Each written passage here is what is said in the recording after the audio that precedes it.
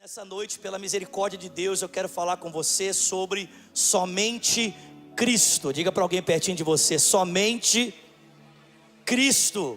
Não, chacoalha ele e fala para ele: somente Cristo. Amém? Ou sola Christos. Sola Christus. Mas eu queria, antes de nós entrarmos na palavra, orar com você. Pai, em nome de Jesus, nós levantamos a nossa voz e suplicamos para que uma vez mais o Teu Espírito possa falar ao nosso coração. Nós pedimos, ó Deus, dá-nos olhos para ver, ouvidos para ouvir e um coração sensível, Senhor, para receber cada palavra que o Senhor deseja falar conosco. Ao pregador dessa noite, conceda-lhe graça, Senhor, conceda-lhe sabedoria e unção, para que no compartilhar da Tua palavra ele possa, Senhor, ser, ó Deus, intrépido, ele possa ser ousado, Senhor, ele possa falar as palavras do Senhor. É o que nós pedimos, ó Deus. Queremos sair daqui impactados com o peso da Tua glória e da Tua presença. É o que oramos e te agradecemos, em o nome de Jesus. Quem crê, diga. Irmãos, ao mesmo tempo que a fé cristã, ela não possui uma pessoa importante, um dia importante, um local importante, porque nós acreditamos que todas as pessoas são importantes para Deus, amém, queridos? Gênesis 1:26 diz que todo homem foi criado à imagem e semelhança de Deus, e a todos nós, por causa de Cristo, foi dado acesso à presença de Deus. Nós não cremos em um dia importante, porque todos os dias são importantes, todos eles foram santificados para o Senhor. Jesus disse que por causa dele, não há um dia somente dedicado a Deus, mas toda a nossa vida deve ser vivida para honrar o seu nome, e não há um local importante. Antigamente as pessoas precisavam caminhar quilômetros, centenas de quilômetros para irem a um lugar, para poderem se encontrar com Deus.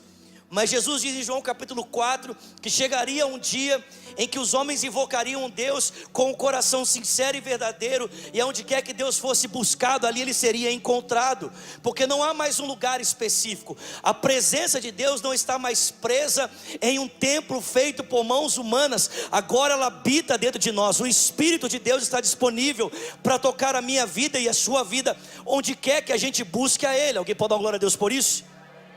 Então, ao mesmo tempo, irmãos, que a fé cristã não tem um homem importante, nós também temos uma pessoa muito importante, porque não há nenhum outro nome ou nenhuma pessoa que seja louvada, seja engrandecida ou mencionada na fé cristã, senão a pessoa de Jesus. Tudo que nós somos e tudo que nós temos é única e exclusivamente para a honra e para a glória do Teu nome. Nós não honramos a mais ninguém, não reverenciamos a mais ninguém, não estabelecemos nenhum outro nome, senão o nome que está acima de todos os nomes, e esse nome é o nome de Jesus. A Bíblia diz que a esse nome todo joelho se dobrará e toda língua confessará que Jesus Cristo é o Senhor, para a glória do nome de Deus Pai. E a pergunta é: por que que nós honramos tanto Jesus? Por que que nós o elevamos a essa mais alta posição e não estabelecemos nenhum outro nome além do nome dele, além da sua pessoa, acima de todas as outras? E a primeira razão por que fazemos isso, queridos, é porque Jesus é o único homem que é maior do que a morte. Vou repetir isso, amém? Para você dar um glória a Deus bem forte. Acorda o irmão do seu lado, fala para ele: acorda, meu filho. Fala para ele: o culto já começou, aleluia. Amém? Vou repetir isso. A razão por que honramos, irmãos, e reverenciamos o nome de Jesus é porque Ele é o único homem que é maior do que a morte. Ele é maior do que a morte. A morte não pôde detê-lo, a morte não pôde vencê-lo. Irmãos, preste atenção: nem quando a morte esteve em confronto contra Jesus, e nem quando ela tocou o seu corpo pessoalmente, ela pôde ter poder sobre ele, porque ele ressuscitou de dentre os mortos. Em João capítulo 11, versículo de número 25, nós lemos João 11, verso 25, Jesus diz: eu sou a ressurreição e a vida, e aquele que crê em mim, ainda que morra, ele viverá. Irmãos, preste atenção: todas as vezes que a morte se deparou no caminho de Jesus, ela foi vencida pelo poder da ressurreição. Não houve um só momento na vida e do ministério de Jesus que, estando ele em contato com a morte possa ter permanecido onde ela estava. A Bíblia diz que Jesus vinha andando, e ao encontro dele vinha um funeral. Uma mulher, uma chamada viúva de uma cidade chamada Naim, vinha carregando o seu filho com uma multidão para que pudesse sepultá-lo. Mas aquela caravana da morte se encontrou com a caravana da vida, se encontrou com a caravana de Jesus. E a Bíblia diz que Jesus se aproximou, e ao ver o choro, o pranto daquela mulher, ele se aproxima e ele toca no esquife, ele toca numa espécie de caixão. E a Bíblia diz que ele olha para aquela pessoa, aquele jovem que estava ali, e ele diz: menino, eu te digo, ressuscita. E a morte deixa o corpo daquele rapaz para que ele possa voltar a viver. Em João capítulo 11, esse mesmo texto, Jesus, após 4 dias, vai visitar o seu amigo Lázaro, que agora não está em casa ou esperando, mas está morto, sepultado há 4 dias. E ao chegar ali, a Bíblia diz que ele encontra com as suas irmãs Marta e Maria, que estão ali esperando, chorando por causa da morte do seu irmão. E elas dizem: mestre, se o Senhor estivesse aqui, ele não teria morrido. Jesus diz para Marta: Marta, eu sou a ressurreição e a vida, e aquele que crê em mim, ainda que esteja morto, ele viverá. E ele manda rolar a pedra, e ele dá uma palavra dizendo: Lázaro, sai para fora. E a Bíblia diz que aquele homem que estava morto há 4 dias sepultado, ele sai para fora para testemunhar do poder de Jesus sobre a morte, porque Cristo é maior do que a morte. Você pode dar uma glória a Deus por isso? Cristo é maior do que a morte, irmãos. A razão pela qual honramos Jesus é porque Ele é maior do que a morte. Mas Ele não é apenas maior do que a morte quando se encontra com ela. Ele é maior do que a morte quando a morte também tentou tocar o seu próprio corpo.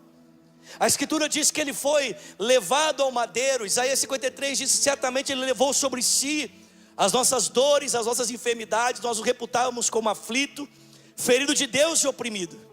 Mas Ele foi ferido pelas nossas transgressões e moído pelas nossas iniquidades. O castigo que nos traz a paz estava sobre Ele, e pelas suas pisaduras nós fomos sarados. Ele é pregado numa cruz, sepultado. E a Bíblia diz que ao 3º dia, quando as mulheres vão ali ao jardim do túmulo, nós estivemos ali agora, nessa viagem para Israel. Quando as mulheres chegam ali no jardim do túmulo para embalsamar o seu corpo, para passar ali especiarias sobre o seu corpo que estava envolto em mortalhas, quando elas chegam ali, a porta do sepulcro estava rolada, a pedra havia sido rolada, mas ela não foi rolada de fora para dentro, ela foi rolada de dentro para fora, porque o homem que estava ali dentro não estava mais morto, mas havia ressuscitado dentre os mortos. Se depararam com anjos que disseram para elas: mulheres, por que vocês procuram entre os mortos aquele que está vivo? E elas saem então, andando por aquele jardim que ficava ali próximo ao túmulo. E a Bíblia diz que elas se deparam com o jardineiro e perguntam para ele: se o Senhor foi aquele que tomou o corpo dele, diga para nós aonde ele está, e nós iremos encontrá-lo. E a Bíblia diz que Jesus ressuscitado olha para elas e diz: Maria. E ao ouvir a sua voz, Maria reconhece que Ele é o Mestre que havia ressuscitado. Ela se prostra e diz: Rabone, meu Jesus está vivo. A morte não pôde detê-lo, irmãos.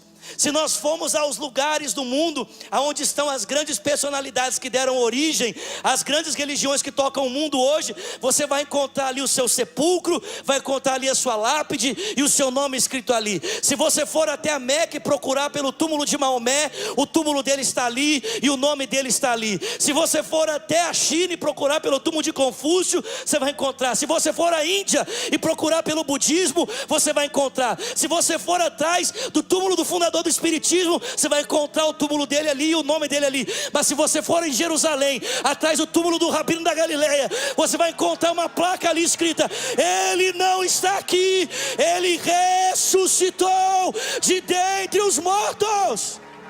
Nós honramos a Jesus, porque Ele é maior do que a morte. Quando a morte se deparou com Jesus, todas as vezes ela foi vencida. E quando ela tentou tocar no seu corpo, ela não pôde ter poder sobre ele. Como Paulo testemunha em 1 Coríntios capítulo 15: onde está, ó morte, a sua vitória? Onde está a morte, o seu triunfo? A morte não tem poder sobre ele, amém, irmãos? Ele ressuscitou para nunca mais voltar a morrer. Nunca mais. Ele nunca mais voltará à sepultura. Ele nunca mais voltará a estar preso em uma tumba. Ele vive para sempre. E o que nós esperamos a respeito dele é que naquele glorioso dia os céus se abram e ele apareça com grande poder e glória para nos buscar, para estarmos eternamente com ele. Alguém pode dar glória a Deus por isso aqui, pelo amor de Deus? Aleluia! E esse negócio da ressurreição é muito importante para nós, irmãos. Às vezes a gente acha que esse negócio da ressurreição é conto da carochinha, né? Às vezes a gente pensa assim, não, Jesus ressuscitou, no meu coração ele ressuscitou. Algumas pessoas pensam que a ressurreição é isso, é uma experiência sentimental.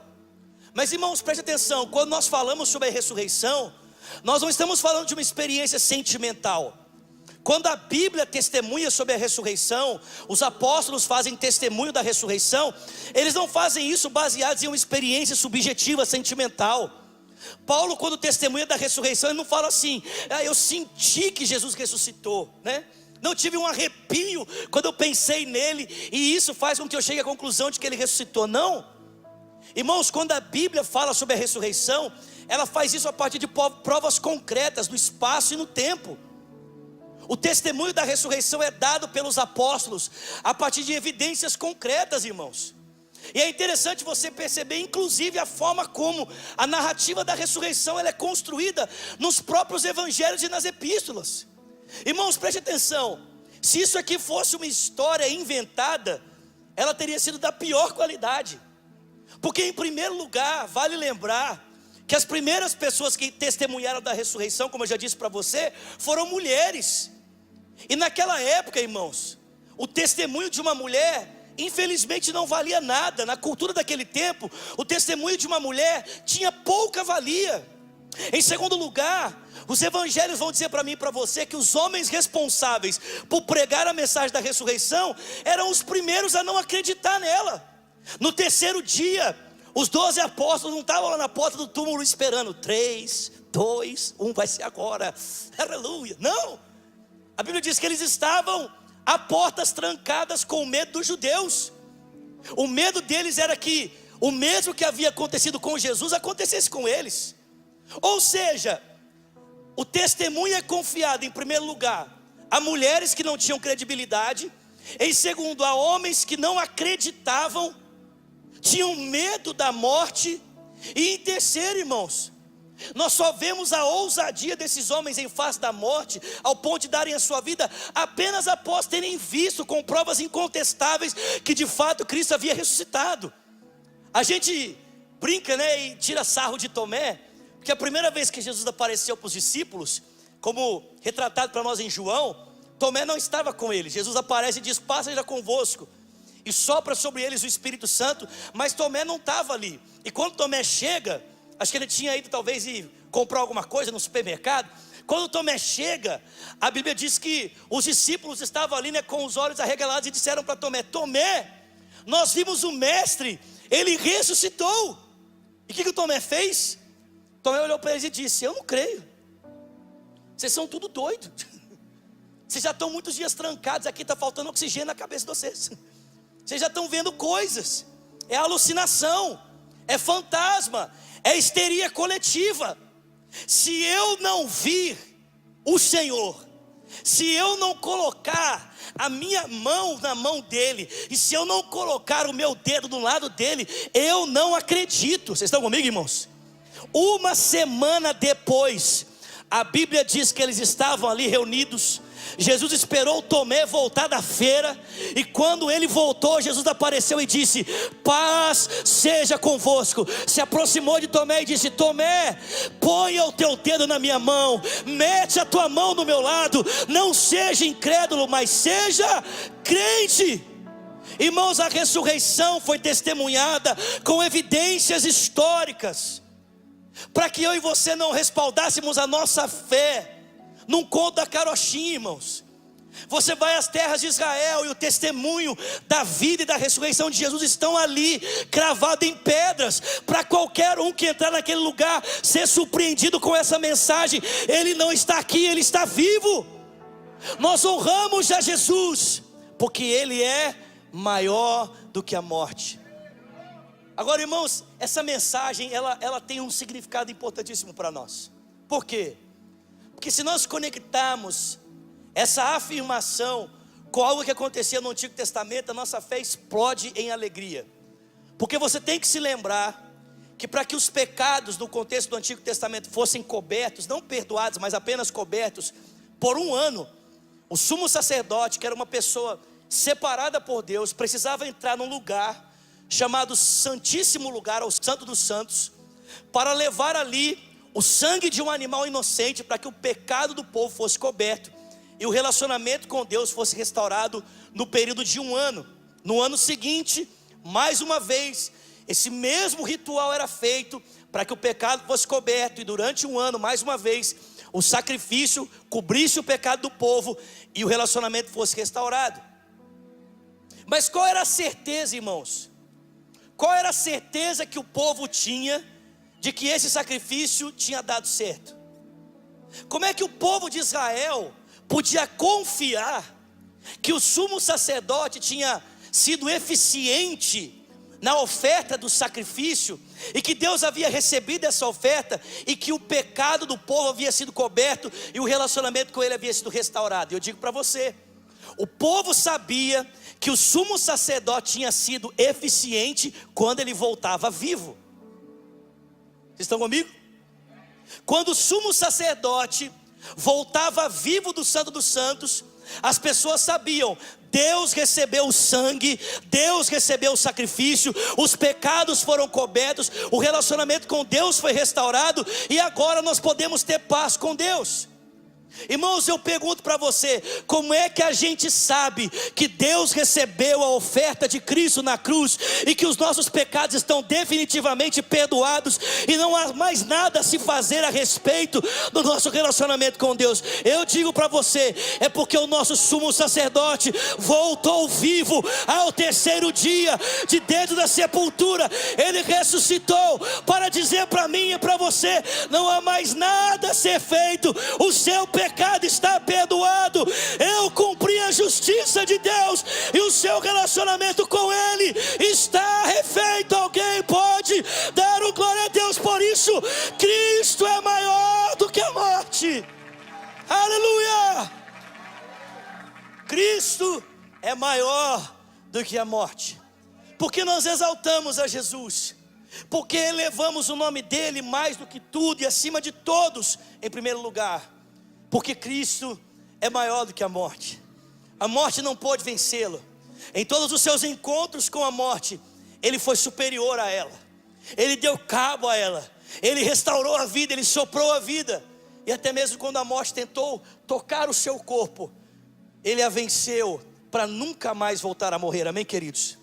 A segunda razão porque nós honramos somente Jesus e levantamos somente o nome dele, é porque Cristo é Deus por você. Diga para alguém que está pertinho de você: Cristo é Deus por você. Diga para uma outra pessoa: Cristo é Deus por você. Amém, queridos? Em 1 Timóteo, capítulo de número 2, 1 Timóteo, capítulo 2, versículo de número 5 diz: pois há um só mediador, há um só Deus, e um só mediador entre Deus e os homens, o homem Cristo Jesus. Vamos ler isso juntos, irmãos, em voz alta. Vamos lá, 1, 2, 3. Pois há um só Deus e um só mediador entre Deus e os homens, o homem Cristo Jesus. Quantos mediadores, irmãos? Um só. Um só. Sabe, na antiguidade, na Idade Média, a Igreja Católica Apostólica Romana estabeleceu como se fosse um pedágio na relação com Deus. Então você tinha a estrada que ligava o homem a Deus, mas no meio dessa estrada tinha um pedágio. E para você chegar até Deus, você tinha que pagar esse pedágio. E esse pedágio foi colocado ali na sua responsabilidade pessoas, o clero, santos, pessoas que tiveram uma vida brilhante. Eu não sei se você sabe disso. Se você olhar à sua volta, você vai ver umas imagens lindas da pessoa de Jesus. Ali ele sentado, né, junto ao barco na pescaria. Você está vendo ali socorrendo Pedro. E na antiguidade, irmãos, preste atenção, as imagens eram colocadas nas igrejas com um propósito muito diferente do que elas têm hoje. Antigamente as imagens eram colocadas para que as pessoas vissem a vida desses santos e decidissem ser inspirado pela vida deles. Ou seja, eu entrava na igreja e ali tinha uma imagem do apóstolo Pedro, e a ideia era que eu olhar para a imagem de Pedro, eu pensasse assim: cara, a vida de Pedro foi tão bonita, ele viveu para glorificar a Deus, a despeito das suas falhas, eu também quero viver assim. Você olhasse para uma imagem de Maria e você pensasse assim: cara, Maria foi uma mulher santa, uma mulher que se dedicou a Deus, construiu uma família brilhante, educou bem o seu filho para que ele pudesse cumprir o propósito. Eu quero ser como essa mulher. Mas ao passar do tempo, essas imagens se tornaram pedágios de acesso à pessoa de Deus, pedágios de acesso à presença de Deus. Ninguém mais podia ir a Deus diretamente. Era necessário pagar o pedágio ao clero, pagar o pedágio aos santos, pagar pedágio a pessoas, pagar pedágio a imagens, pagar pedágio a ídolos. Mas nós estamos lendo aqui, irmãos, que o único Deus que faz mediação entre nós e o Pai é um somente, o nome dele é Jesus Cristo.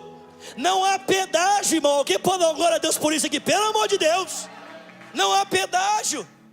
O caminho está aberto.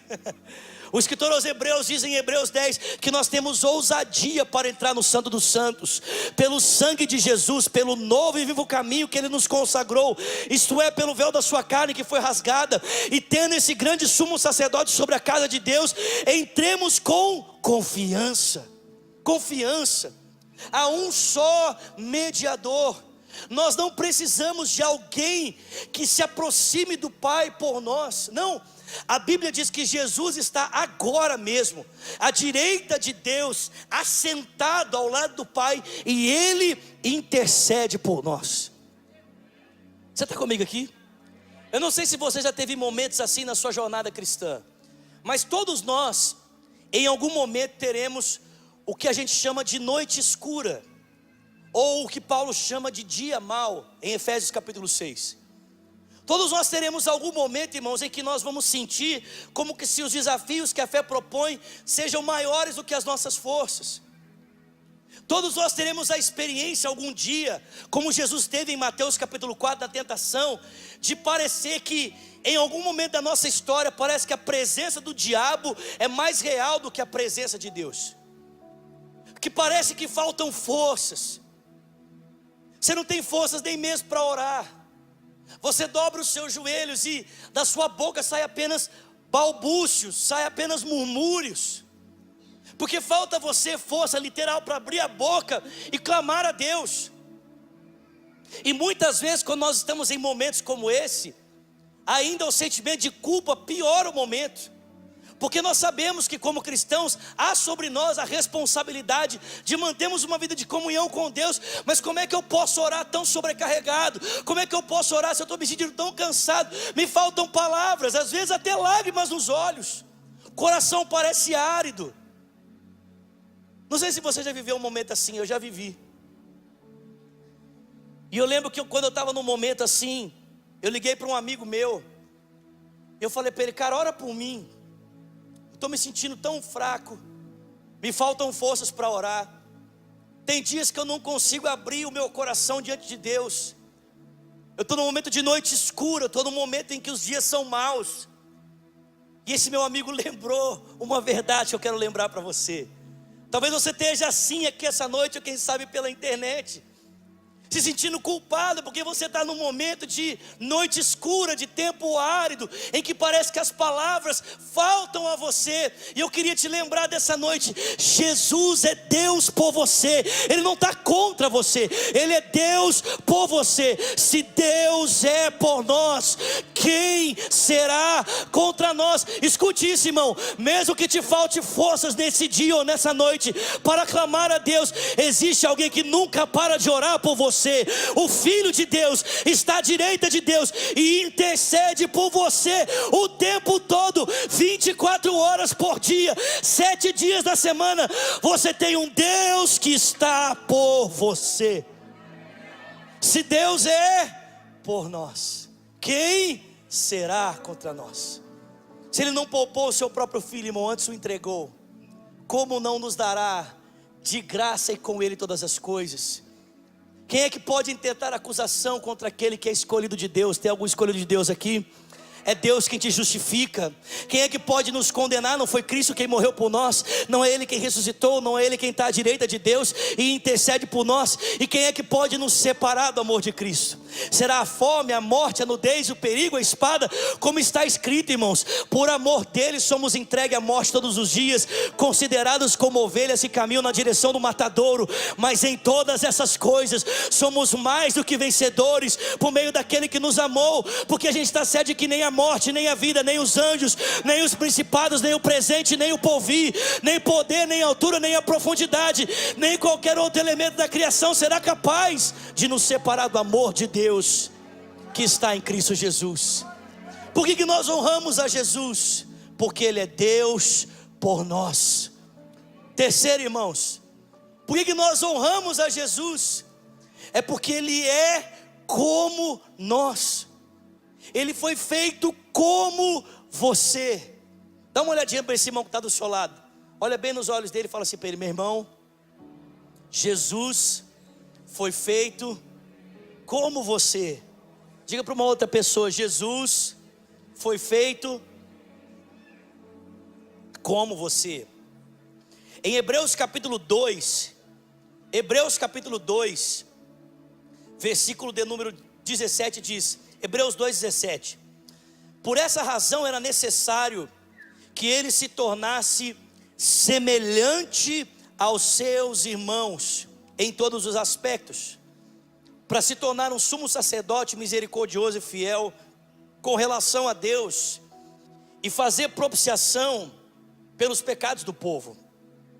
E agora Hebreus capítulo 4, versículo 14 e 15, Hebreus 4, versículos 14 e 15: portanto, visto que temos um grande sumo sacerdote que adentrou os céus, Jesus, o Filho de Deus, apeguemo-nos com toda a firmeza e a fé que professamos, porque não temos um sumo sacerdote que não possa compadecer-se de nossas fraquezas, mas sim alguém que, como nós, passou por todo tipo de tentação, porém sem pecado.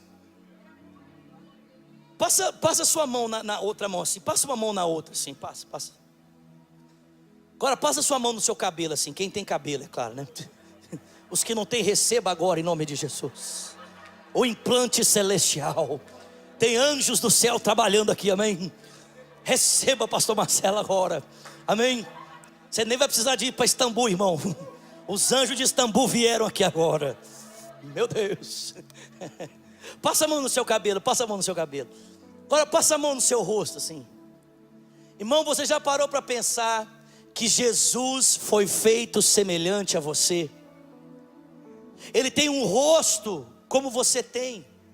Ele tem cabelo, eu penso que tenha bastante cabelo, amém, irmãos? Tem cabelo.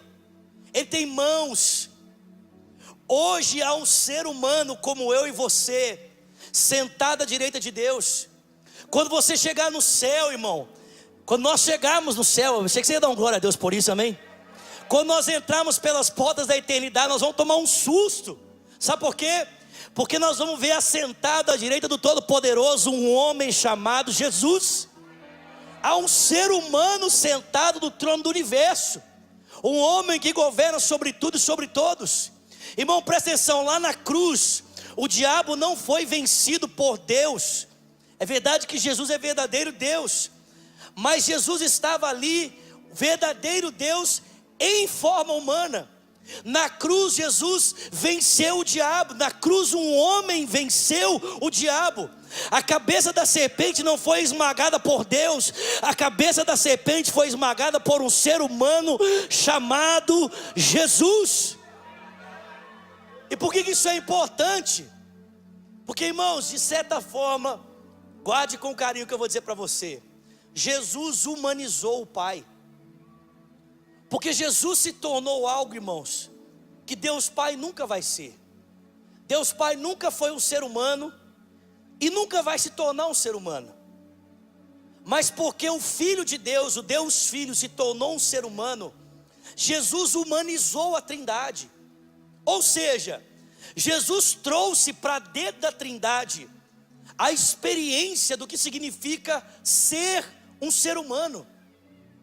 Jesus trouxe para dentro da relação com Deus o Pai e trouxe para dentro da relação com o Espírito Santo a consciência do que significa ser um ser humano.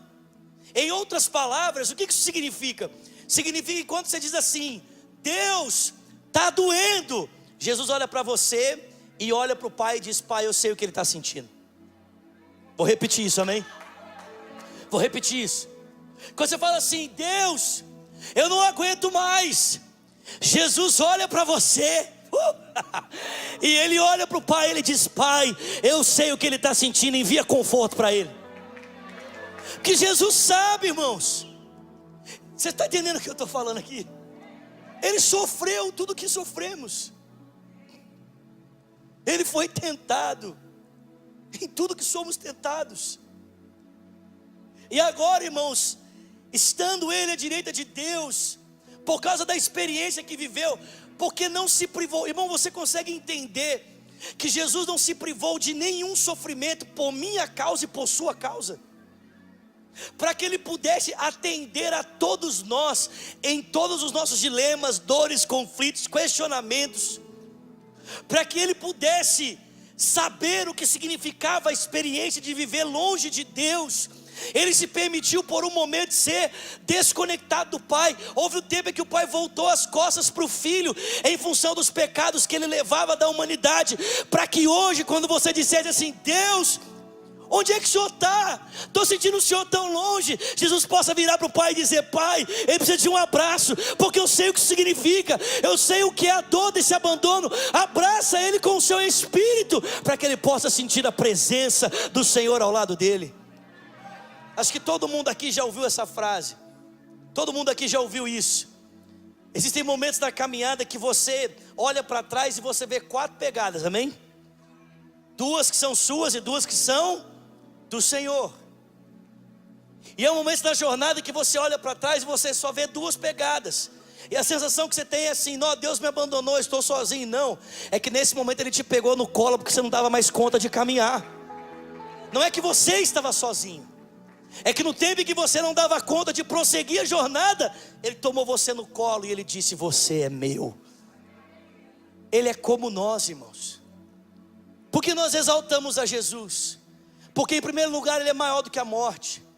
Porque em segundo lugar Ele é o único mediador entre nós e Deus. Porque em terceiro lugar Ele se fez como eu e você. Paulo diz isso em Filipenses também. Tenham em vós o mesmo sentimento que houve em Cristo Jesus, que subsistindo Ele em forma de Deus, não considerou que o ser igual a Deus era algo que devia pegar-se, mas se esvaziou, assumindo a forma de servo e se fazendo semelhante aos homens. E por último lugar, Jesus é honrado por nós, somente Cristo, porque Ele é a plenitude. Diga para quem está pertinho de você, Cristo é a plenitude. Você pode ficar de pé no seu lugar, vamos ler esse texto juntos, por favor. Colossenses, eita glória, Colossenses, capítulo de número 2, Colossenses, capítulo de número 2, versículo de número 9, vamos ler isso juntos, por favor, vamos lá? Pois em Cristo habita corporalmente toda a plenitude da divindade. Mais uma vez, vamos lá. Pois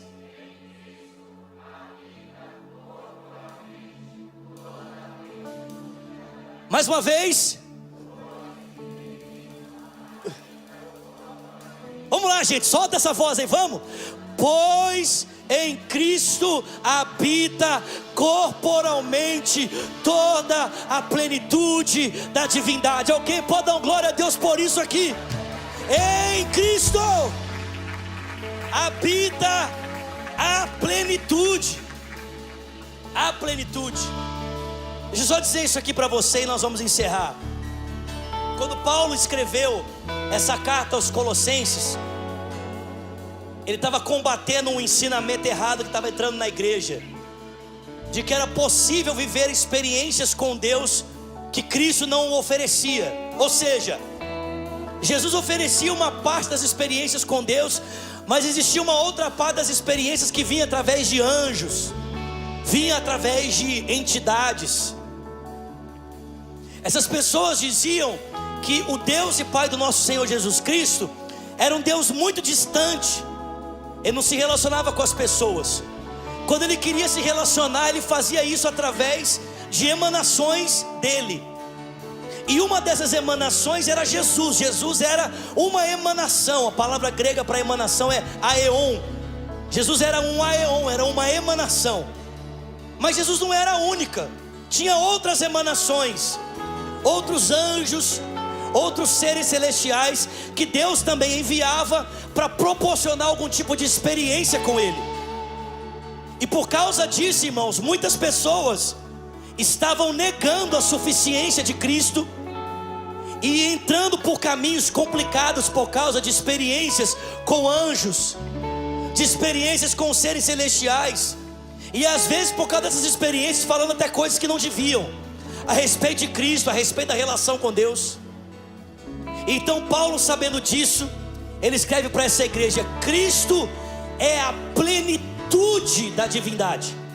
Ou seja, Ele é o pleroma, Ele é a totalidade da revelação de Deus. Não existe nada que você precise saber sobre Deus que Cristo não revele a você. Não existe nada que você precisa saber sobre Deus que Jesus não possa dar a você. Ninguém pode ter acesso ao Pai se não for através do Filho.